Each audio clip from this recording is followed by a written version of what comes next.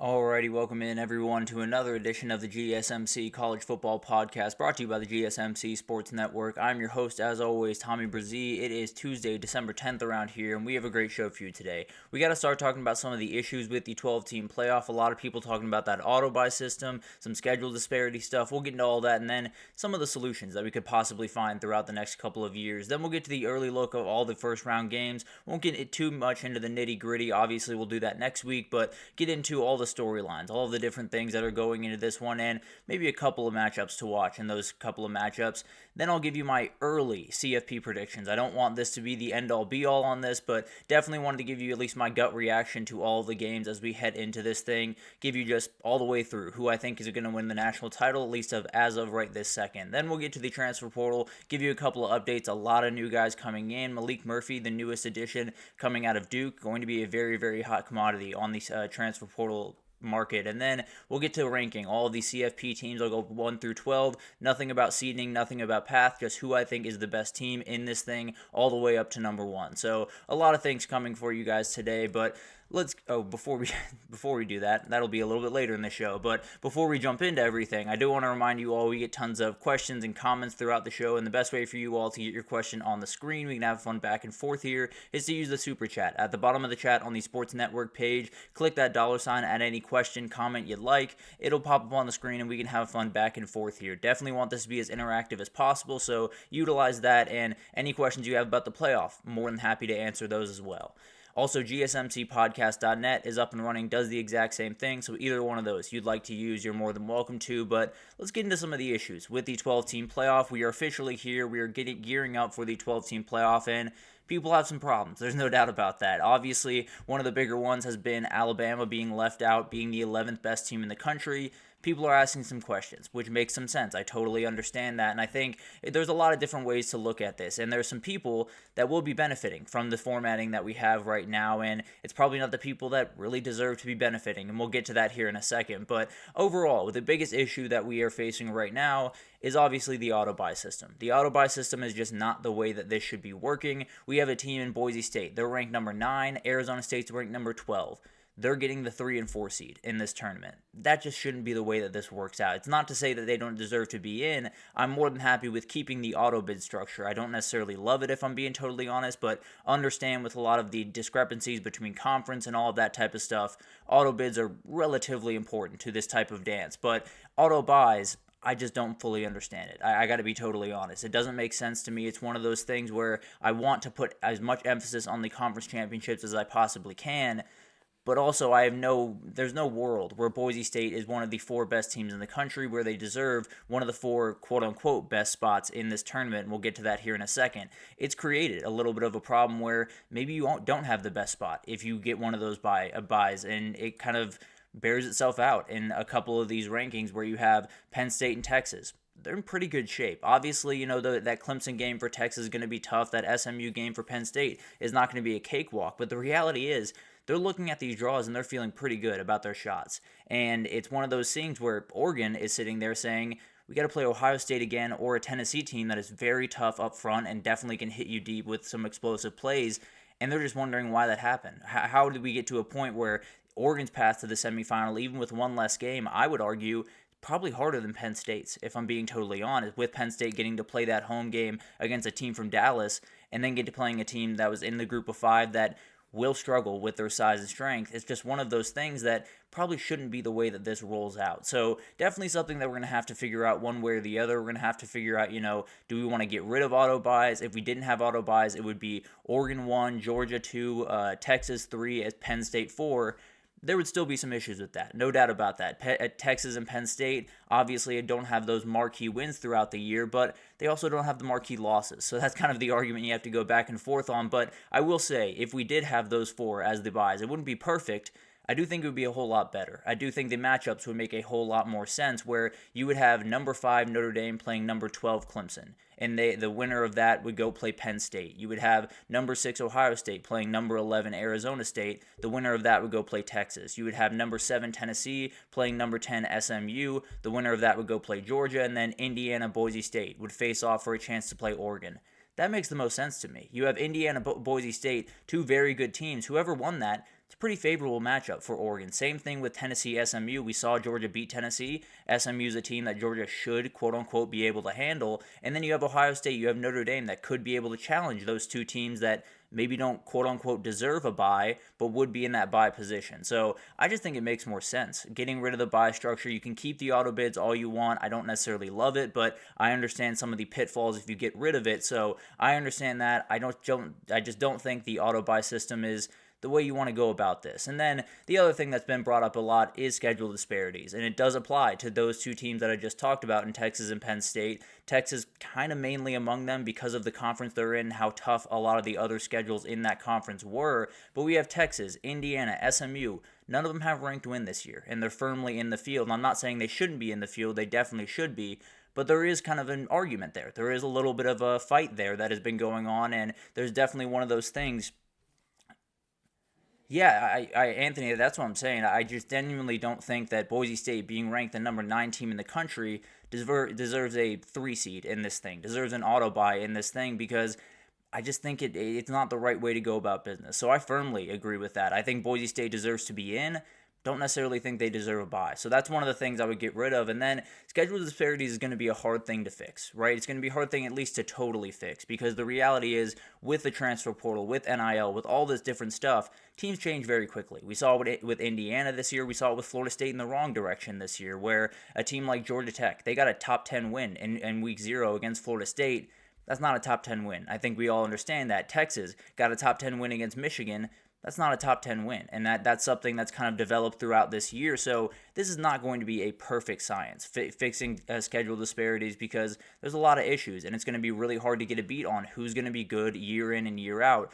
But the gap between a Georgia schedule and a Texas schedule this year is just too wide. You have to find a way to Oh, absolutely. I agree with Arizona State as well. I think it's one of those things where I don't know if Texas deserves to be number 3. I don't know if Penn State deserves to be number 4.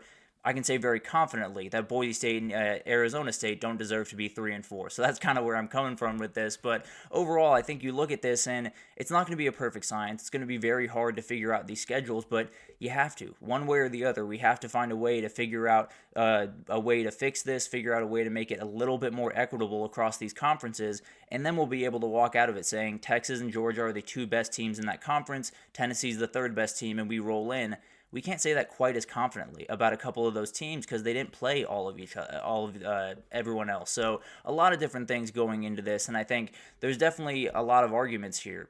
There's an argument to be made that SMU should have been over Arizona State. There's an argument to be made, frankly, that Clemson should have jumped all the way up and been over SMU. So I think it's a battle between, you got to measure so many different variables as you get into this thing, and so many different things have to go into it. So I understand that it's not going to be perfect. It's never going to be perfect. But I do think fixing that auto buy system would just make it all a little bit cleaner. Maybe the seeding wouldn't be absolutely perfect, but you absolutely would have matchups that just make sense in terms of the way that they go about business. And you would have the best teams in the country getting rewarded that way. Whether or not you think those are the 4 best teams, at least they would be in a position where they've taken care of business. They deserve those top 4 seeds, and the teams that win a Mountain West championship, to me, just don't. And no disrespect to Boise State, just the way that I see it right now. But we've talked about all of the issues with this. We talked about all the problems. Who's benefiting the most from these problems? And Penn State might be main among them. They probably have the easiest path to the semifinal of just about anyone, definitely anyone that's playing in the first round, where they have to play SMU at home and then they get Boise State. They will be double-digit favorites in both those games. Although the SMU game, I believe, is at 9 right now. So maybe they won't be double-digit favorites by the time they jump around. But I do think it's one of those equations where it's not going to be perfect. This is going to be one of those things that, especially in this format like we just talked about, there's going to be some people that get some nice rides. There's going to be some people that get some nice rides to the semifinal, and frankly, I think Penn State would likely get there anyway. But I do think there is an argument to be made that a Penn State team that lost to the 2 best teams on their schedule probably shouldn't be sitting there feeling really good about their chances to get to a semifinal. They should probably be feeling okay about their chances to get there, and then they face a really good team right before they have to. And then Obviously, Texas. They're in a position where they get an inconsistent Clemson team, and then they get Arizona State. Obviously, that Arizona State team is very, very good. They're running at an incredibly high clip, and that'll be a really interesting game to watch. So, not necessarily counting out either of those teams. I think Clemson could give them a run for their money as well. But definitely favorable matchups for the Longhorns in both respects. They probably would be double-digit favorites in both these games. I believe they're 11.5 right now over Clemson. I think a lot of people are taking plus 11.5 on that one. But we've talked about the winners, the two teams that I feel kind of stand out the most. But who's the loser? It was the best team in the country. It was the team that went undefeated. It was the team that absolutely dominated this year. They're the loser because they have to play either Ohio State or Tennessee in the second round. And it's going to be one of those really, really hard fights. It's going to be an absolute battle, and definitely one of those things where they're sitting there thinking, we did everything we possibly could have. We're the number one seed, and now we probably play maybe even the hardest second-round matchup of anyone in this entire tournament. So a lot of questions around this. Obviously, the issues have to be handled. How can they be fixed is the biggest thing is get rid of auto buys. It just shouldn't be a part of the format. I have all the respect in the world for Arizona State, for Boise State. I want them in the dance. The reality is they shouldn't be getting a bye. The reality is they haven't played good enough this year to get a bye. And the reality is Texas or Penn State or Notre Dame or Ohio, whoever you want to argue, could get those buys over them, and I would feel much, much better about this format. So it's one of those things where this is a relatively easy fix. I understand they're not necessarily changing this thing outright until 2026. They could change this in the meantime, if I'm being totally honest. I understand these meetings take a while to change things and all of that. This feels like a pretty easy fix, and it probably would help out your overall TV product if I had to imagine, because you probably won't have some of the possible blowout games that you would have in the second round between a Texas-Arizona State, between a Penn State-Boise State. I won't put Texas-Arizona State in there because I have a ton of respect for the Sun Devils, but overall, just not the way that it probably should be rolling around if you are going to keep auto buys. If that's the way that you're going to go about business, just reseed the thing. Every single time that you play a round, just reseed it. So if Clemson were to beat Texas, that's who Oregon would get in the second round, no matter what. If SMU were to beat Penn State, like Anthony says right here, and I think that's becoming a relatively popular pick as we get closer to that game, but overall, if Oregon or if Clemson were to beat Texas, that's who Oregon would get. If SMU were to beat Penn State and Clemson were to beat Texas, SMU would play Georgia, Clemson would play Oregon. So you're in a position where you can keep the auto-buy system the way you want it right now. You have to reseed. You have to make sure that these matchups are messed with, are played around with, and I understand the travel schedules can be difficult and all of that type of stuff, but you got 10 days in between the first and second rounds. You're going to be able to pull that off if you really want to. So if you want to keep the auto-buy system, which I tend to believe you probably shouldn't, but at the end of the day, if you want to keep it, you can just reseed this thing every round, and then you're in a position where, at the very least, Oregon's getting the most favorable matchup every round until the national title, which they deserve because the regular season should hold the most weight. And then finally, a new format's coming, one way or the other. We'll find out what that looks like. We'll find out how many auto buys, auto bids, all of that type of stuff. We'll find out if the SEC and the Big Ten just outright break off and do their own thing. But it's one of those things that, a play-in game. That's something I hadn't thought about. That's definitely a very interesting thought, and I think it's one of those things where you could add a play-in game, and then the 13th team would be mad, and then the 14th team and the 15th team. So it's one of those battles where you're never going to please everyone. It's always going to be one of those things where someone at the end of the year is going to be sitting here like Alabama fans are right now saying, why do we schedule hard games? Or on the flip side, it could have been SMU saying, why do we even go to the conference championship? Why didn't we just sit at home? So there's no perfect structure. I fully understand that. There's no structure that's going to make everyone join hands and sing Kumbaya, but there is a better structure out there, and I do think it can be changed before next year. I understand they're not doing a full-fledged change until 2026, but I do think there's a couple of little tweaks. Getting rid of the auto-buy system, possibly reseeding if you're not going to get rid of that, is all things that are very doable in 1 year. We'll see if they do it. I would be a little bit surprised if they were willing to, but it's definitely going to be something to watch. And then in 2026, we'll have to find out what they do with this thing. But let's take our first break here, and when we come back, we got to get into the first round matchups. I'll get an early look on all of these ones. Obviously, won't get too much in depth until next week, but want to break down just some of the grandiose storylines as we head into this thing, and definitely some really interesting matchups in first round, so we'll break them down right after this. I feel like I'm losing my mind. Is everybody in the world blind? Please, Lord, give me a sign, a sign. feel like I'm losing my mind. Is everybody in the world blind? Please, Lord, give me a sign, a sign. I wanna be the greatest. Everybody on the fake shit. I look around and feel like everybody is the fakest. I make this every day and I'm impatient. Hoping one day I blow up from the basement. Statement, the top is so vacant. I don't hear shit that I think is amazing. Waiting for my day when I'm playing. Sold out shows where 1,000 faces. Hey, give me that crown. Get in my way and to be put down. It ain't your place, all this my town. If I want that shit, then I'll get it right now. I'm losing it, the noose it fits. I'm losing shit, a stupid myth. You choose to live or choose to dip. You choose to fight or lose your grip and lose a gift. I feel like I'm losing my mind. Is everybody in the world blind? Please, Lord, give me a sign, a sign. I feel like I'm losing my mind. Is everybody in the world blind?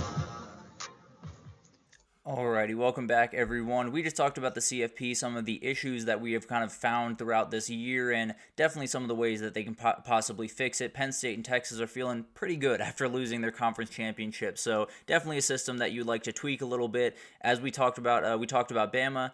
I tend to agree with you, Anthony. I don't think they have much of a leg to stand on. You get beat by 21 in Norman by a team that throws for 68 yards. You probably don't deserve to be in the playoff. But I understand the argument. There's a legitimate argument for just about everyone out there, so it's a battle. I understand that it was one of those things that probably wasn't going to be perfect one way or the other. I like the way that they came to this decision. I think they made the right decision. So moving forward into these first round playoff games, because we got two of the teams that found their way in this past weekend in there, and we'll start with the one that's going to go down on next Friday at 8 p.m. We have the battle for Indiana. Cannot wait for this one. This is going to be really, really interesting, mainly because there are a lot of Indiana fans that for a long time just rooted for Notre Dame football. They said Indiana basketball, Notre Dame football, and that's changed throughout the years slowly, but especially this year. There's going to be a lot of people that have gone back over to the Hoosier side and are going to be cheering on them, but it's going to be a huge moment for both these teams, for both these coaches in a lot of different ways. Marcus Freeman has been at Notre Dame for a couple of years, has done a really good job the first couple of years. He's also had those terrible moments. He's had the loss to Marshall. He's had the loss to NIU this year, and it's one of those things where you lose this game, a lot of people are going to be talking down to you. A lot of people are going to be putting you in the James Franklins of the world, in the Ryan Days of the world, saying you can't win those big games, you can't do what you absolutely need to do to win a national title. So it's going to be a battle one way or the other. For Curt Cignetti, you're kind of playing with house money. And frankly, you kind of were at the very beginning of the year. No one expected anything from this Indiana team. I believe they were picked last in the Big Ten preseason poll. I could be a little bit wrong about that, but at least towards the bottom, they absolutely were picked. And you brought over a ton of guys from JMU, made it JMU West. You brought in Curtis Rourke from Ohio, and now you're in the playoff. And now you're facing a team that a lot of these kids on your team have every ability to get really excited for because they weren't recruited by Notre Dame. There's a lot of kids on this Indiana team that Notre Dame just never looked at. They said they weren't athletic enough. They said they weren't strong enough. They said they weren't big enough. They're trying to prove them wrong. They're trying to prove that they are all of those things. And as Anthony said, I think it could be crazy. I think it could be a crazy game that goes up and down, that goes back and forth, that possibly finds its way into overtime, that I really wish they would change as we get into the playoff, but that's a battle for another day, obviously. But one of the interesting battles in this game is going to be the Indiana pass game against the back end that is one of the very best in the country without Benjamin Morrison. The question is, what is Benjamin Morrison? Benjamin Morrison's not going to play. How does Christian Gray look in this game? Are they fully ready for that? We saw what USC was able to do with guys like Jacoby Lane and Deuce Knight and Kyron Hudson. Indiana has some dudes. Elijah Surratt might be the best receiver of all of those guys that I just named. He's going to be a matchup nightmare. You still have Xavier Watts. You still have Christian Gray. You still have very talented guys. You don't have that lockdown, stalwart corner that you had early in the season. It could be a huge effect on this game. There's no doubt about that. And then for Indiana, you have the best rush defense in the entire country. Notre Dame's going to try to run the ball at you. That's what they do. They try to run the ball over and over and over again, and they're really good at it. The scheme that they run the ball with is about as good as anyone in the country. They have three runners, whether it's the two running backs in Jadarian Price and Jeremiah Love, and then Riley Leonard, obviously. all those guys are hugely important to what they do on the ground. They do it just about as good as anyone in the country, probably better than anyone in the country right about now. So Indiana's going to have to be fully ready. They're going to have to be ready for a very physical, very tough game, an Ohio State-esque game. Probably not to that level necessarily, but definitely right around that level. Notre Dame has some really, really physical players, has some absolute dudes, and then just for fun, it has Xavier Watts on the back end that will come down and give you a licking. So you look at this game, it's going to be so much fun. There's going to be bad blood. There's going to be some recruiting anger. There's going to be family divides in this thing. It's going to be awesome. Cannot wait for this one. One of the better atmospheres in the entire college football world, and it's going to be two teams that I've really enjoyed watching. I have a very weird look on what these teams are going to be, on what they can be as we head into the CFP. So that's what 2024 college football has given us, and this is a game where it could go either way, and I would not be surprised, frankly. Then we move on to this one, the one that Anthony said he likes SMU in because he does not trust James Franklin, and frankly, I'm having a tough time doing that as well. But this is a game where you are getting him at home at the very least, and you are getting him at home on December 1st.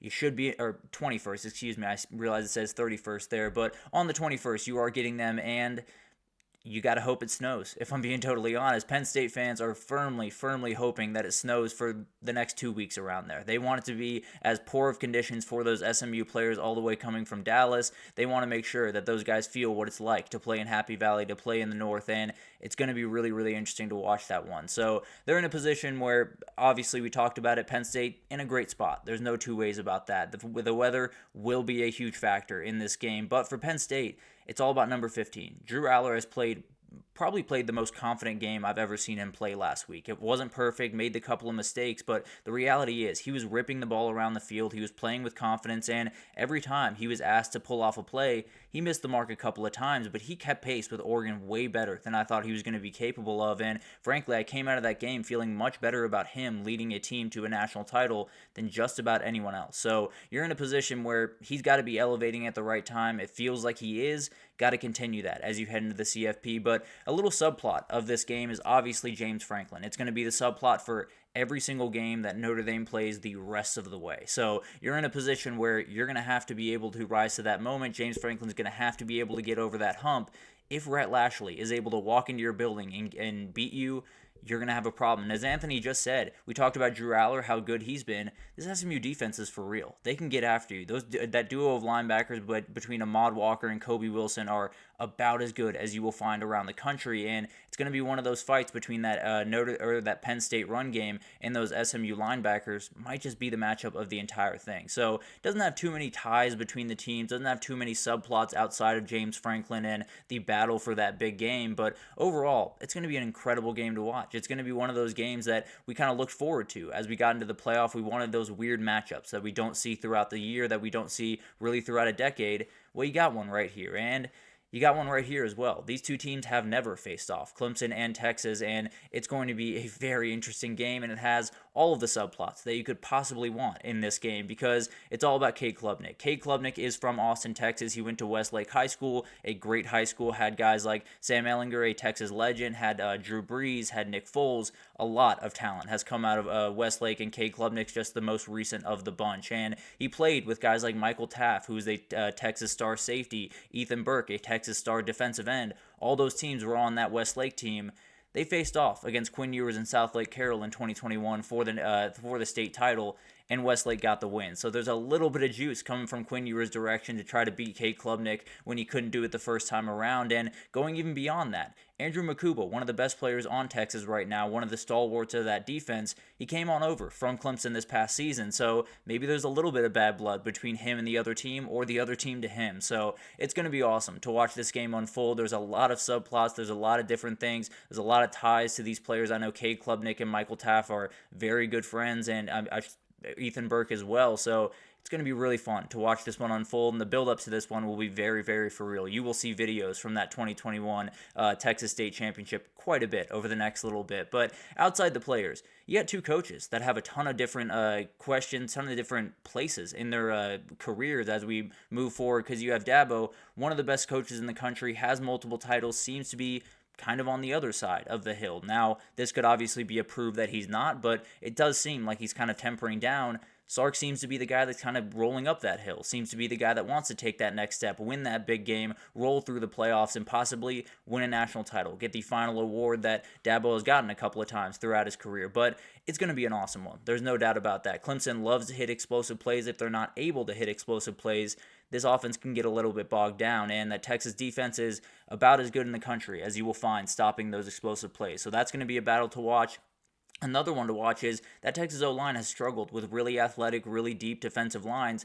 TJ Parker and Peter Woods can make problems for you on the defensive line. Now, the Texas O-line has been one of the best in the country outside of those very two games. Outside of those two games against Georgia, they've been one of the very best offensive lines in the country. Can they get that back for this game, or will guys like TJ Parker create problems like guys like Mykel Williams and guys like Jalen Walker were able to create for that Texas O-line? So it's going to be really interesting to watch this one. I think this is another one that I just have no earthly idea what's going to happen here. It's going to be an absolute battle, and it's going to be one of those games where, as Anthony says, I mean, the Clemson defense is very real. The run game, Phil Maffa, I believe, is questionable in this game. We'll see what happens over the next couple of weeks, but there's a very real chance that Clemson can walk into Austin and get a big-time win. It would mean the world to Cade Klubnik. There was a very nice moment when Texas came up as their opponent. Seemed like he was really excited. It seemed like there was a moment where he realized that a lot of his family members were going to be able to be there. A lot of the, juice would be in that building, and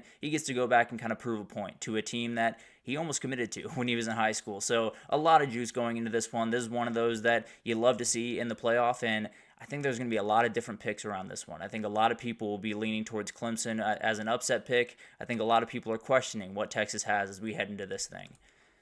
And then the one that everyone's looking forward to, it is in the best slot of the weekend. It is Saturday night, Tennessee, Ohio State, and the talent level of these two teams is about as good as anyone in this slate. It's going to be incredible to watch what happens, and the reality is there's a stark difference in the amount of pressure that is going to be applied to both these teams. Ohio State and Ryan Day are staring down the barrel. There's really no other way to put it. If this thing hits triple zeros and they have lost this game, they're in trouble. There's no two ways about that. They're in a ton of trouble. Ryan Day is all the way gone from Ohio State. They have to figure out where they go from. For Josh Heupel in Tennessee, it's kind of house money. I understand that you want to make a run, you want to make a statement here, but the reality is you weren't in a couple of weeks ago. If Alabama wins that game against Oklahoma, you're probably the team that's battling with SMU, and it would be an interesting battle to be had. So it's going to be a battle. It's going to be so much fun to watch this one. The Tennessee D-line, it's about as good as that Michigan D-line, and we saw what that Michigan D-line could do to Ohio State last time around, so it's going to be interesting to watch there. Tennessee seems to have found their passing attack as well with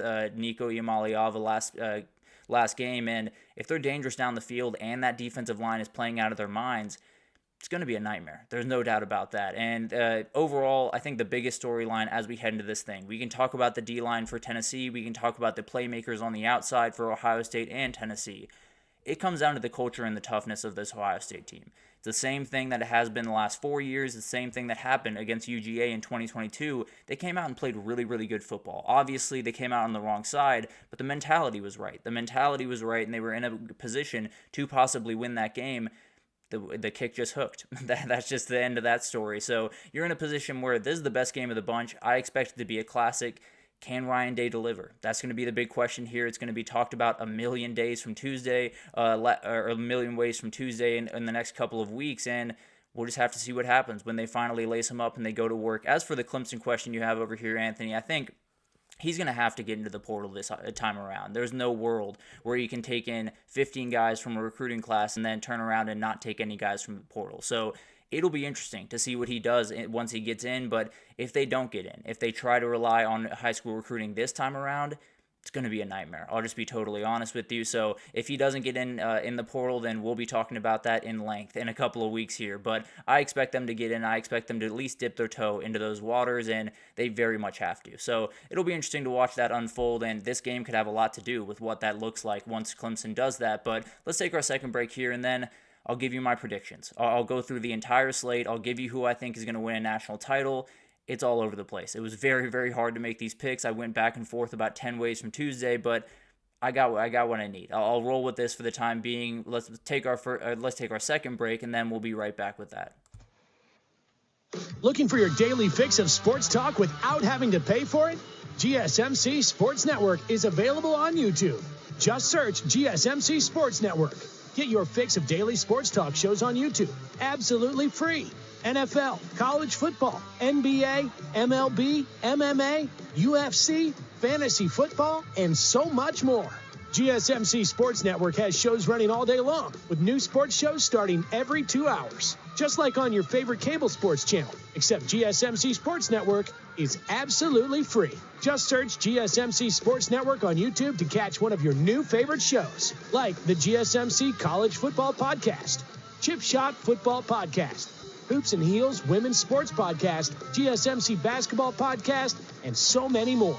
Check it out for yourself. GSMC Sports Network, now available on YouTube absolutely free.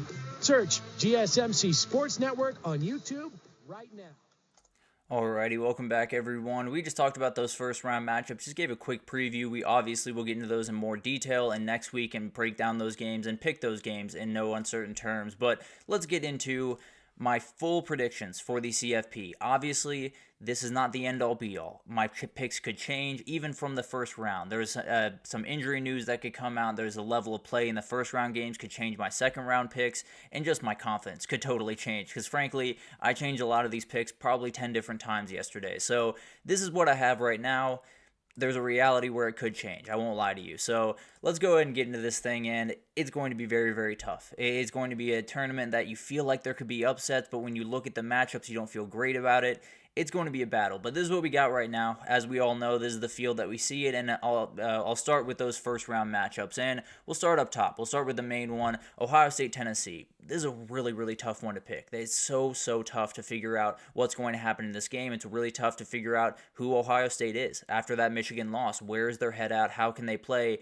But frankly, I'll stay with football here. I think that Tennessee D-line is going to absolutely eat this day. I think they're going to dominate that Ohio State offensive line. I don't think there will be much running room at all, and they have athletes on the outside to where if you want to run outside, they're going to be able to make plays. And then I just think Nico has something. I think he's going to be able to make a couple of plays here to make the difference in this game. I'll take Tennessee. I think Tennessee wins this game. I think they move on to the next round to play Oregon, and I think Ryan Day is fired as the Ohio State head coach, and chaos ensues. So a lot of stuff would be happening from this game. Ohio State obviously on a very have a big time spotlight on them. I just don't think they're going to deliver. I'll take Tennessee to win that game. Going to be a tough one, but I'll take the Vols. We'll move over to the right side here. Notre Dame, Indiana. Going to be a really interesting one. The battle for Indiana, as I said it. Without Benjamin Morrison, I'm a little bit worried about what that back end can do against a guy like Elijah Surratt. But it comes down to Notre Dame's front. It comes down to the physicality of Notre Dame's front. I think that running game is going to be an absolute problem for Indiana. They have been incredible against the run this year. This Notre Dame run offense is just so diverse. It has so many different guys that can hurt you. Jeremiah Love can make you hurt in 2 seconds. I think Notre Dame wins this one. I think it's going to be a relatively close game. I think it could have quite a few points in it, kind of like that USC Notre Dame game, but I think they make enough plays. I think that run game takes them to victory. I'll take Notre Dame in that matchup. Then you do have Clemson, Texas. This is a tough one. There's no doubt about that. It's really tough to get a beat on this one because Texas is really tough to get a beat on. That offense is one of those things that I feel like they're only 1 or 2 tweaks away from being a championship level offense.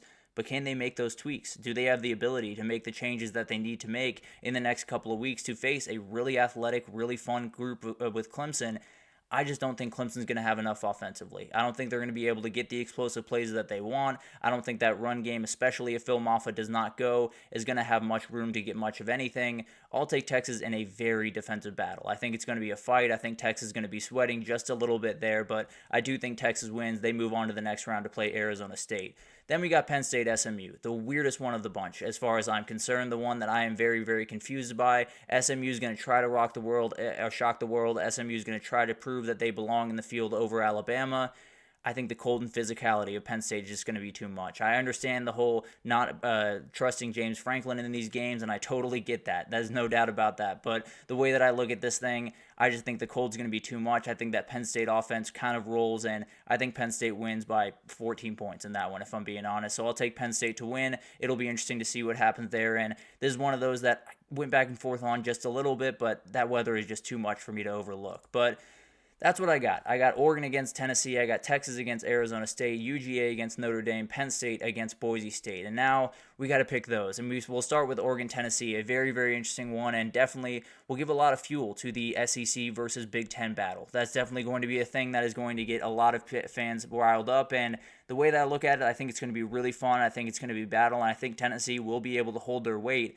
That Tennessee back end is just not good enough to hold up against these Oregon wide receivers. I'll take Oregon to win that game, move on to the semifinals, feel really good about where they are after that game. Notre Dame UGA, this will be Gunnar Stockton. That has been kind of released over the last couple of days. I do not expect Carson Beck to be the quarterback throughout this thing for Georgia, so at the very least in this game, he will not be playing. They will be playing Notre Dame, and the question is, can they keep up? Notre Dame's in one of those positions where they're going to smell blood in the water. They're going to feel very confident going into this game without Georgia's starter. The reality is, if you're giving me Kirby Smart with 24 days to prepare, if you're giving me Gunnar Stockton with 24 days to get right in this offense, I'm going to take Georgia to win that one. I'll take Georgia over Notre Dame in that battle. Definitely going to be a really fun one and could change depending on how Notre Dame looks in that first round. But as of right now, I'm going to bet on Kirby Smart. I'm going to bet on 24 days to figure all of that stuff out. I'm going to bet on Georgia to win that game. And then we'll go back down to the bottom. Texas against Arizona State. This is a fascinating one. I think a lot of people are going to end up picking Arizona State in this game because they are so hard to slow down. That offensive scheme is as good as you possibly get in the country. Cam Scadaboo is one of the best players in the country, and there's a lot of juice around this one. There's no doubt about that. I think Texas is going to be able to stop the run. They're one of the best run defenses in the country. Arizona State hasn't quite faced a team with the physicality level of Texas. I think they're able to at least slow down Cam Scadaboo. I don't think they're going to stop him by any means, but I think they'll be able to slow him down, not get them the big-time plays downfield, and I think Texas wins probably another defensive battle in that one. Unless they figured out the offense, then maybe they're able to pull away a little bit, but I think that's going to be a really fun game. I'll take Texas to win that one in a fight. Then you have Boise State, Penn State, and this one is going to be really interesting. Two really elite rushing attacks going at each other. Ashton Jeanty trying to become an outright legend in college football. I just think Penn State's too big right now. I think they're too big. I think they're too fast. I think Madsen is going to make a couple of mistakes in that game. I'll go with the Nittany Lions. This one was a little bit tougher because I thought Ashton Jeanty could just take over this game in some respects, but I'll go with Penn State. I think the physicality advantage is going to be enough for them to make the difference, and I think they move on to the next round where they're going to get Georgia. It's going to be Georgia against Penn State, Oregon against Texas, two very, very fun matchups. The matchups that kind of look like they're setting up right now, right? The way we look at this right now, a lot of people are picking Ohio State to make a little bit of a run, but as of right now, these were the four teams playing in the Big Two championships this past weekend. I expect them to face off in a little bit of a cross-conference matchups this time around, and we'll start with Oregon against Texas. This is a great one. There's no doubt about that. Two very interesting offenses. Oregon obviously very efficient. Texas obviously missing a lot of the efficiency that they need. I still think they have that gear that they can flip, which would be Arch Manning, and we'll talk about that tomorrow in more depth, and I'll give you my official take on that. But I just think the efficiency of the Oregon offense is just going to be too much. I think they have too many ways to attack you. I think even against elite defenses, they are able to find openings. I think Dylan Gabriel's executing this offense at an elite level. I'll take Oregon to win that game. I think it's going to be a really fun one, but I'll take Oregon. And then Georgia, you're in a really familiar position. Penn State, not so much. You're in the world of unknown if you're Penn State here, but it's exactly where you want to be. There's no doubt about that, and it's going to be a really interesting one. The Penn State run game could definitely get going against this Georgia team.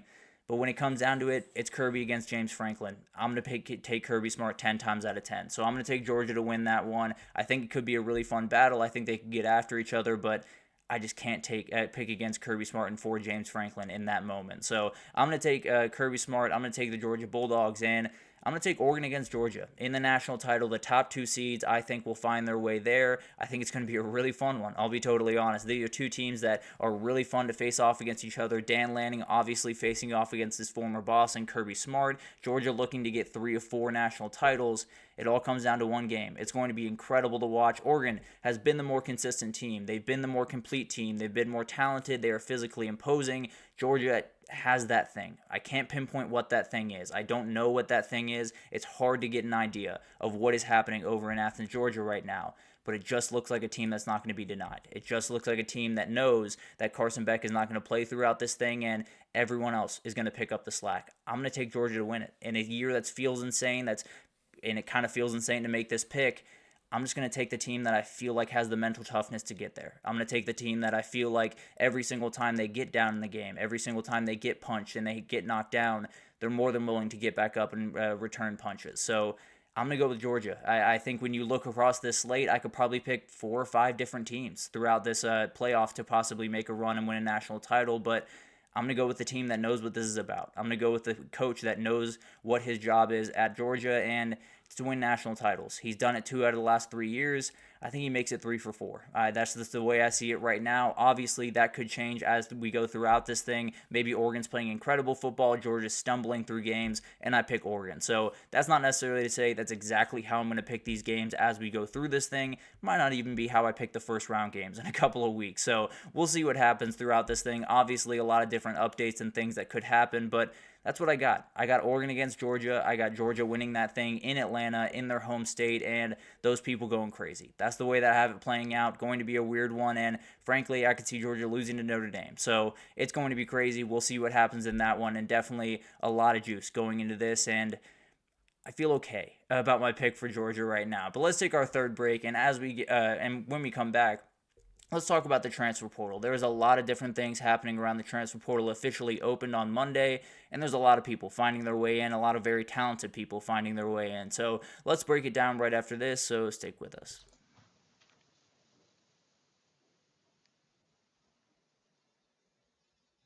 For the best and latest podcasts available anywhere, go to the podcast app on your cell phone and type in GSMC. To access free content-rich podcasts on health and wellness, book reviews, sports, entertainment, relationships, social media, movies, technology, finance, and even weird news. Subscribe and download the GSMC Podcast Network's family of shows, available everywhere podcasts are found.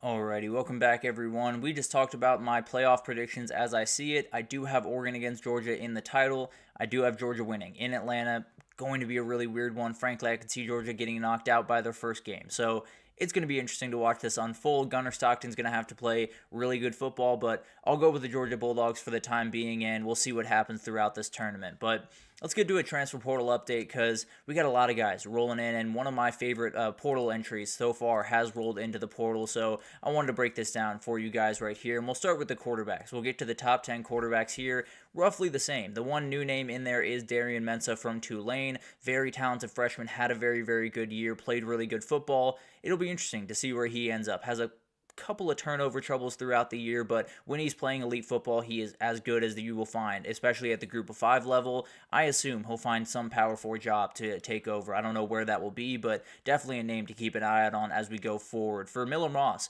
a couple of intel things here. Miller Moss, it sounds like he will head to Missouri and Louisville over the next week or so.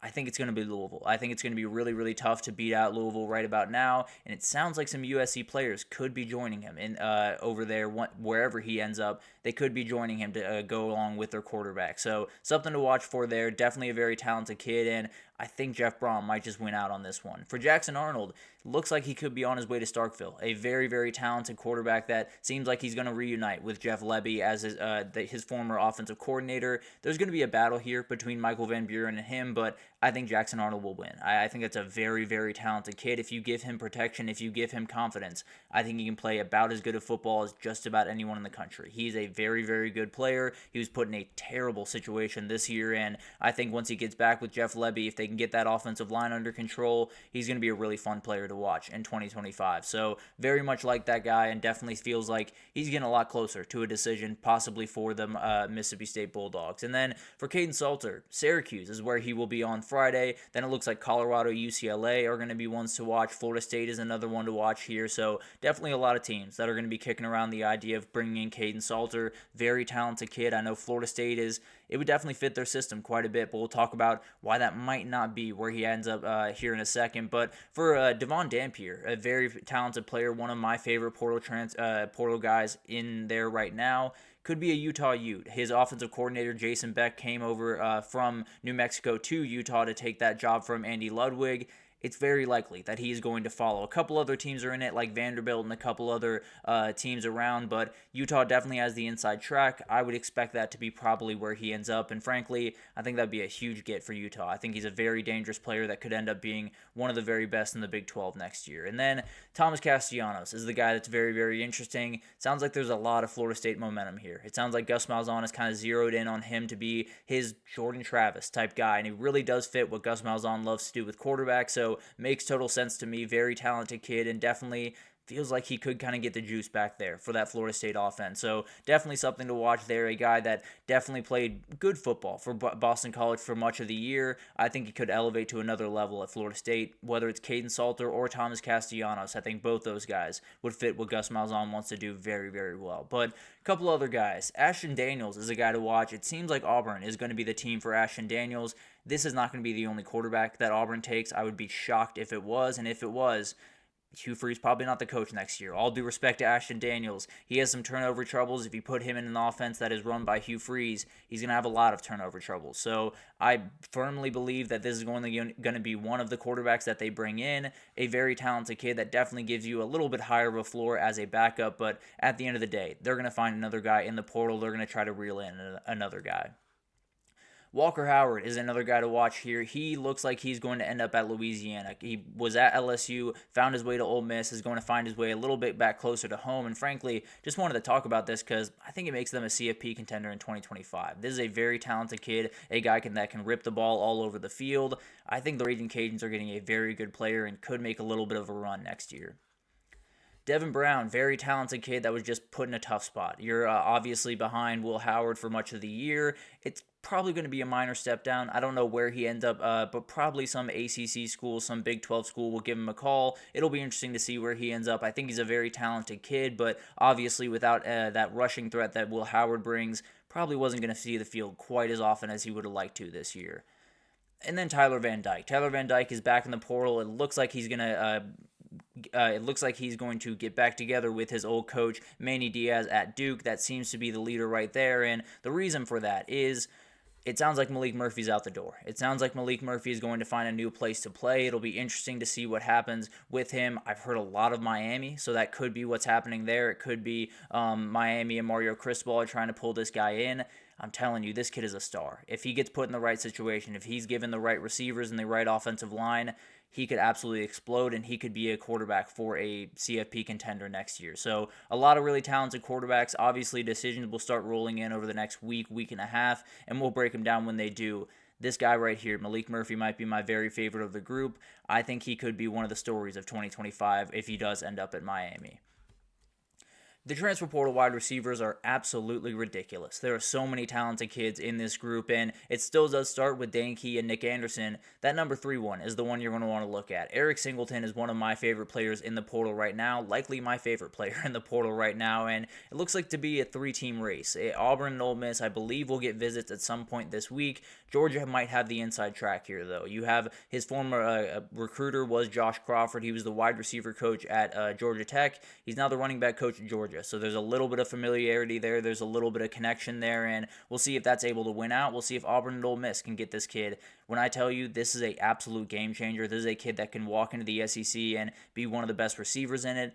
I am telling you the truth. He's an absolute monster and definitely could be a big-time player for whoever he gets on. I think Georgia has the inside track, but I would not count out Ole Miss or Auburn by any means. For the number 1 guy there, Dane Key, Nebraska seems to be the team to beat right now. His wide receiver coach, Takeo Shorts, is heading there. Makes total sense that he wants to follow him. Georgia's another one to watch. Definitely will be interesting to see. For Nebraska, actually, on that front, CJ Daniels, that number 10 guy there, seems to be a little bit of a Nebraska lean as well. So if they can bring in Dane Key and CJ Daniels to Lincoln, it's going to be a huge get. If they can only bring in one, still going to be a huge get, but definitely going to need a little bit more help from the wide receiver portal. But there's going to be plenty of help to be had. There's a lot of talented kids here. I don't think it's stopped anytime soon. For KC Concepcion, A&M and Alabama seem to have separated just a little bit in this one. He is going to be visiting both this week. I'd lean towards Bama just because of the scheme, but don't necessarily know what the conversations are, what the recruitment looks like. But I'd lean Bama just I think he fits what Kalen DeBoer likes to do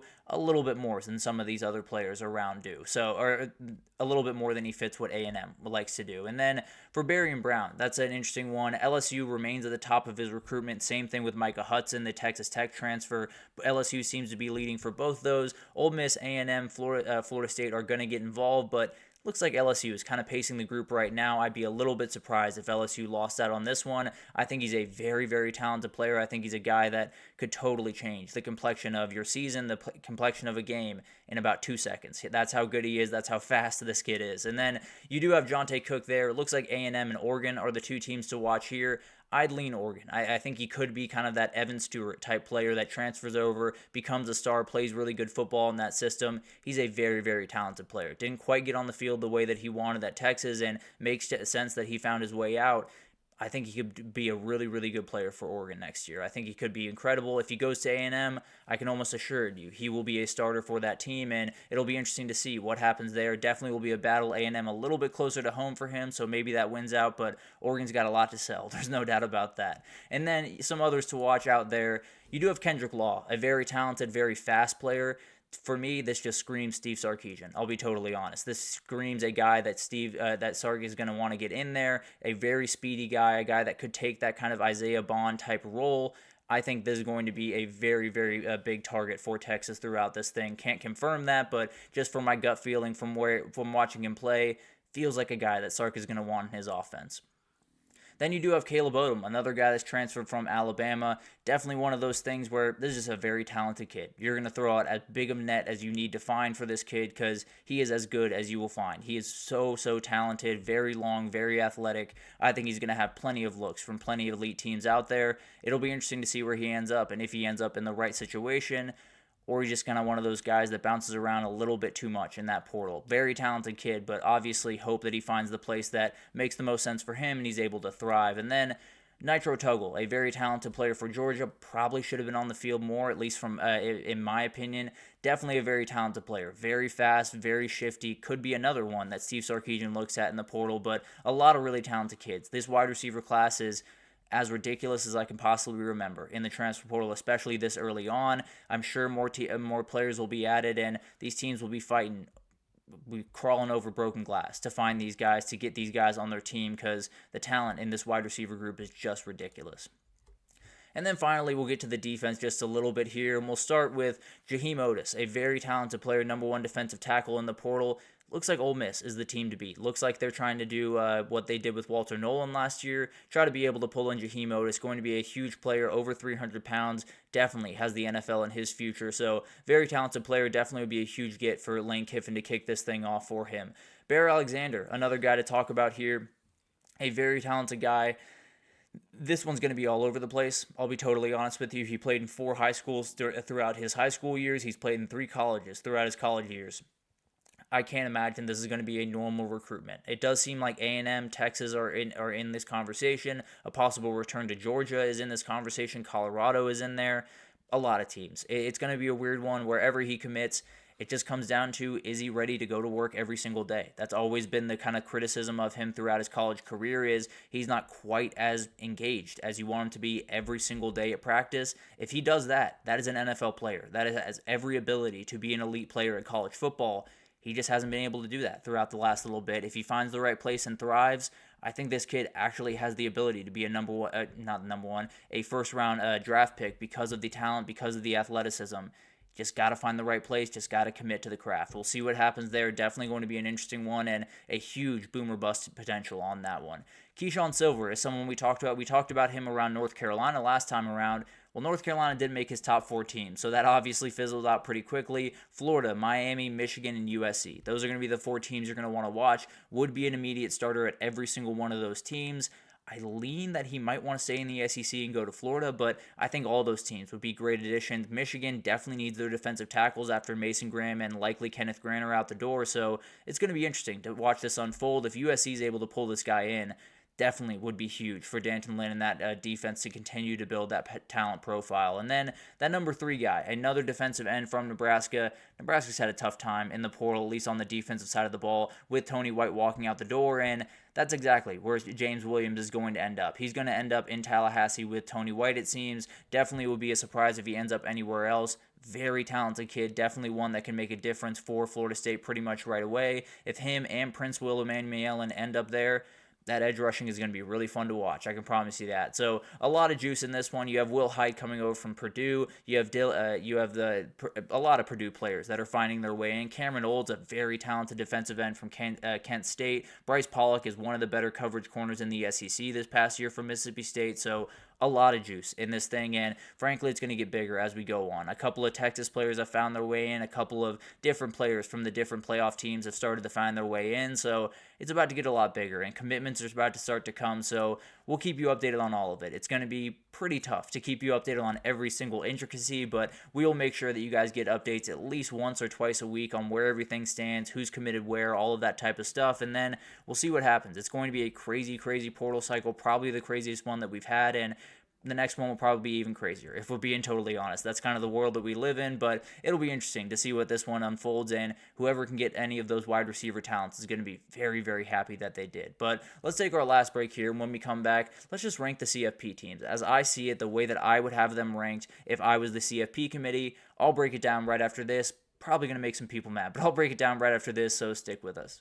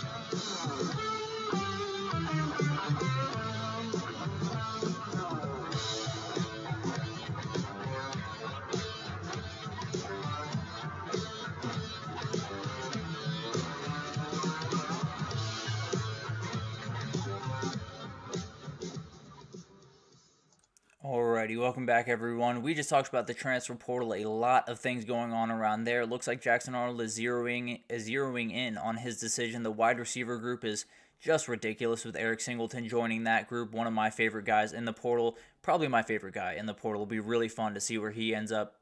Gotta think he's going to be a Bulldog. But we'll get to that obviously in time. Let's rank these CFP teams. Let's get into all the craziness around this thing and just give you an idea of how I would have these teams ranked.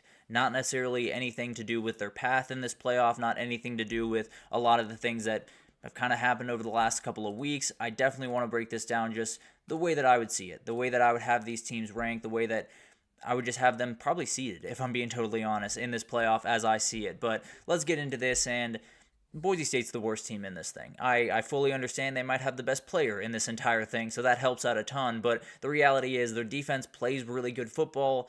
The physicality advantage is just going to be too much. It just is. There's too much physicality on the other side, whether you're playing a Penn State or whether you're playing even an SMU or a couple of these other teams.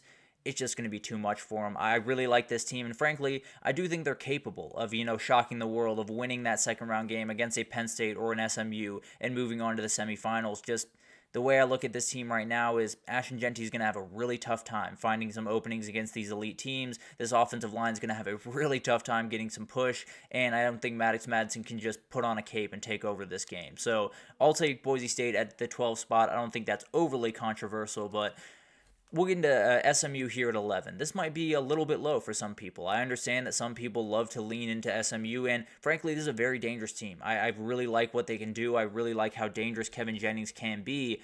The physicality is going to be a problem. We saw it early in that Clemson game. It just looked like the talent of Clemson was a little bit too much for that team. They were able to battle back and definitely are a team that has a little bit of that juice. When you have Kevin Jennings, a lot of really good things can happen, but at the end of the day, I just don't think there's a team that matches up all that well. From a physicality perspective, I don't think they match up all that well with even Clemson, and that's the team that I have here at 10. So Clemson I have here at 10, an uber talented team, has guys all over the place, could be hitting their stride at the right moment, but when I look at this Clemson team, they need explosive plays. One way or the other, if they're going to win a football game in the playoff, if they can't hit explosives, they're going to lose. There's just no doubt about that. Their offense is going to be a little bit stagnant. It's going to look like what it looked like in the South Carolina game, and there are going to be a ton of teams in this field that are going to be able to score more than 17, including Texas. So you're in a position where you're a very good team. That defense is an issue. That defense is a problem, and the talent level is a little bit closer to a lot of the other teams around here, but that offense is all pretty much boom or bust. If you're going to hit an explosive, that's great. If you can't hit explosives all day, it's going to be a really long day for this offense, and I tend to believe in that first round matchup against Texas, it's going to be really hard to find those explosives. Indiana here at 9. I think I'm a little bit higher on Indiana than some people are. I think some people would have kicked them below Clemson, maybe even below SMU. They are the darling of this college football season. They are the team that everyone has an opinion on, one way or the other, but Curtis Work and Curt Cignetti have done an incredible job with this team. Curtis Work has become one of the better quarterbacks in this field. I'll probably do a quarterback ranking tomorrow just to give you an idea of how I see these quarterbacks as we head into this thing, but this is a very for real team. This is a team that has a ton of talent on defense. They play really, really hard. The run offense is very efficient with two very talented running backs in Tyson Lawton as well as Justice Ellison. You have Elijah Surratt on the outside with Curtis Work, one of the best duos in the entire country. This is a very good team. It's not necessarily a team that quite matches up physically with a lot of the teams in this field, but they can play. They're really, really talented. They have a great scheme, and they come to play every single day knowing that they can win that game. So that Notre Dame matchup is going to be a battle for Notre Dame just because the mentality of this Indiana team is just a little bit different than a lot of the teams in this field. ASU here at 8, and this is a very, very talented team. This is a team that's become kind of a fan favorite as you head into this thing, and for good reason. Cam Skattebo, one of the most important players in this entire field, probably the second or third best player in this tournament as I see it, and the scheme offensively and defensively are just elite. They're so good at being able to, on defense, being able to take away the big-time play and then tackle up front, make sure you make those open field tackles. On offense, they do such a good job of incorporating that quarterback run game and then hitting those couple of deep balls that they were able to hit on a 4th and 1 in that Big 12 championship. Kenny Dillingham just has it dialed up right now. Obviously, they could get Texas in that second round. They can pull that upset. It's going to be a battle between those two, and obviously the physicality advantage would go Texas' direction, but at the end of the day, that is a very talented team with schemes that are as good as any in this entire field. It could be a battle for just about anyone that has to play them in this thing. Tennessee here at 7. This is the dark horse as far as I'm concerned, with that D-line, with that explosive offensive attack, with essentially a nothing to lose type attitude. I think they can make a real run, and frankly, they might have one of the best players in this thing in Dylan Sampson. They're running back, a very, very talented guy, a guy that should have been a finalist for the Doak Walker Award. I'll actually break down my picks for all of those tomorrow, so be on the lookout for that, but they have a very, very high floor with that defense and that running attack, and then you got Nico. If Nico can put it all together, if he can make all the plays that he was able to make early in the season and was able to make at times against Vanderbilt, it'll be a really, really dangerous team, and regardless of where they host, if they win that first game in Columbus, it could start a Cinderella run that would be very surprising to some people, not so surprising to me, if I'm being totally honest. Number 6, I do have Notre Dame. I think this team is playing about as confident as just about anyone in the country. The only issue I have, and it's a very, very niche issue, it's an issue that possibly couldn't even pop up in this CFP. What happens when Riley Leonard needs to make all the plays? What happens when the run game is stalwart just a little bit? They don't get 5 yards per carry. They get 2.5 yards per carry. And it has to be Riley Leonard making the plays. Do they have the ability to do that? Does Riley Leonard have the ability to step up to the plate? Do these wide receivers have the ability to make all the plays that they need to? I just can't say that confidently. I feel really good about this team, much better about this team than I did even a couple of weeks ago, but if they get Georgia in that second matchup, maybe that quarterback run game can look a lot like it did with Haynes King and Georgia Tech, but overall, I think it's a very, very talented team, a very dangerous team. I just can't quite say that they can compete with the elite teams in the country because I just haven't quite seen it yet. I do think they have the ability to get to that level, but if Riley Leonard is going to be asked to make those elite plays throughout the tournament, I just can't feel fully confident that he's going to do it. It'll be interesting to watch that unfold and definitely really like Riley Leonard, but the way I see it, I think it's going to be an uphill battle for Notre Dame in this thing. Maybe they can rise to the occasion. I'm just not fully bought in on the Fighting Irish just yet. Penn State here at 5.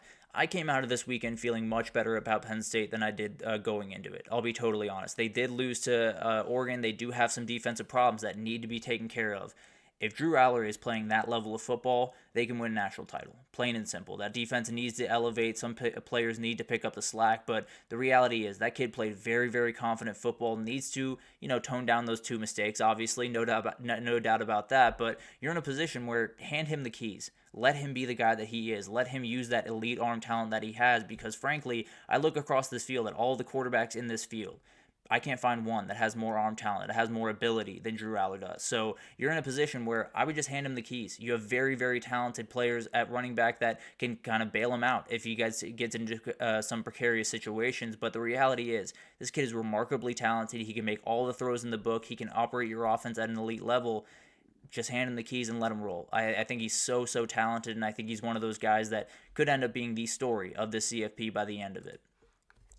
Ohio State here at 4, I understand. This might be a little bit high for this Ohio State team. They're still a great team. I think they have an issue with that maize and blue. I think they look across the sideline, they see that block M, and something changes, especially in Ryan Day. Just something changes about the way they go about business, about the way they call games, about their energy going into that games is just different. I still think they can win a national title. I still think they can find their way to a really, really elite team and be one of the best teams in the country at the end of the year.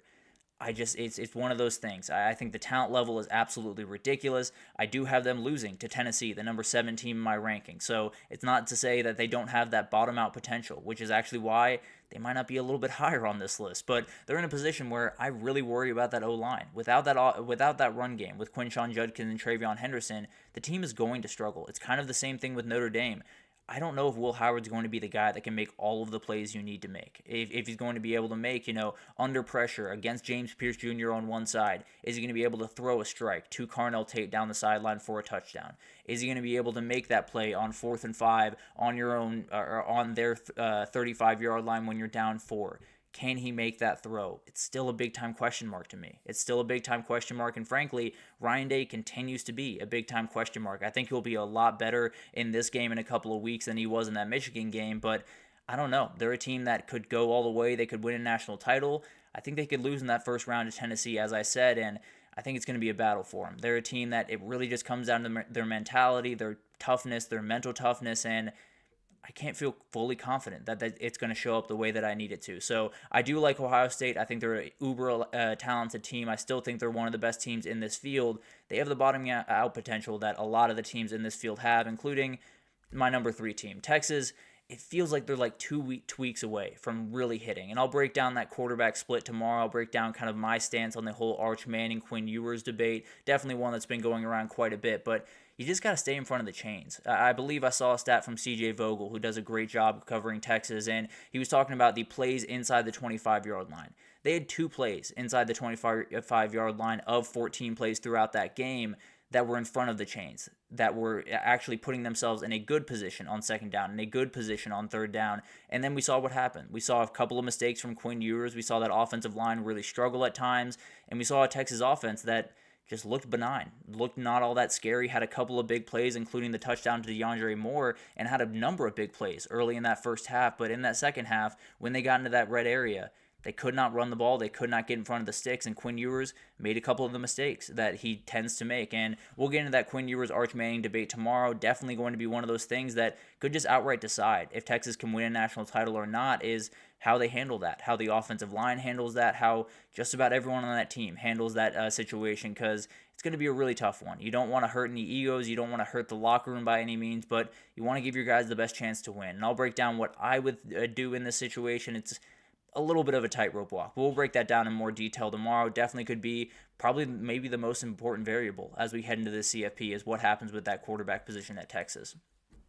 Georgia's here at 2, and even without Carson Beck, I would keep them here at 2. I understand Gunnar Stockton is not necessarily in the groove, not necessarily super confident as you head into this thing, not necessarily the guy that has all of the games under his belt that you would love, but don't let this team hang around. They got something about this team. The variable is Gunnar Stockton, but all those guys understand that. All those guys understand that he is going to be making, I believe, his very first start in college football when he walks onto the field against Notre Dame or against Indiana. So it's going to be a weird moment for him. I think everyone else steps up. I think the wide receivers play better football. I think the running attack gets better, especially with Trevor Etienne. I think that offensive line plays as good of football as you've seen. I think that defense flies around and makes the plays that we've been waiting for them to make pretty much all year. So while they do have the quarterback question, and while I'm a little bit worried about it as they get into this thing for Georgia, I just think everyone else knows in that room that they have to step up, and I have no reason to believe that this Georgia Bulldog team cannot step up for this kid. So I'm going to lean toward Georgia as the number 2 team. This is the best team in the country. I don't think it needs to be talked about too much, if I'm being totally honest. Oregon is the most consistent team. They have the quarterback that has been the most steady throughout the year in this field, and they have a defensive scheme that is just terrifying to offensive lines. And then, just for fun, they have athletes on defense that can make all types of plays. So it's a really, really good team. And the talk around the CFP has been there's no elite team, there's no team that's way above the pack, and I tend to agree with that. But Oregon has just been continuing to elevate their play. They continue to play really well, really good football. They sit in the catbird seat, although they have a very tough road. They are the number 1 seed. They are the number 1 team, and they're in a position where it's about winning the national title now. It's about winning those next 3 games, hoisting that trophy, and Dan Lanning's name becoming the biggest name in college sports right now. So a lot of things going into this one, and frankly, I think those rankings go a number of different ways. I think you could bump Notre Dame up a little bit. I think you could knock Ohio State down a little bit, but the way that I see it, the talent of Ohio State is just undeniable. It's something that you cannot overlook as we get into this thing. I will lean Ohio State as a better team. They absolutely could lose in the first round. I promise you that. But that'll do it for this edition of the GSMC College Football Podcast, brought to you by the GSMC Sports Network. Your support means a lot to us, so please remember to subscribe to the show, leave a positive review. It does make a huge difference. Also, follow us on Facebook, Twitter, TikTok, Instagram, all the social pages for all the content and updates you could possibly need. We have a great people covering every single sport you could want. So anything in the world of sports you need, come on over to GSMC and we have you totally covered. But thank you once again for listening. We will be back to talk about the all of my postseason awards. I'll give all those out tomorrow. I will get into the Arch Manning Quinn Ewers debate. A lot of different stuff coming for you tomorrow, so I will see you then.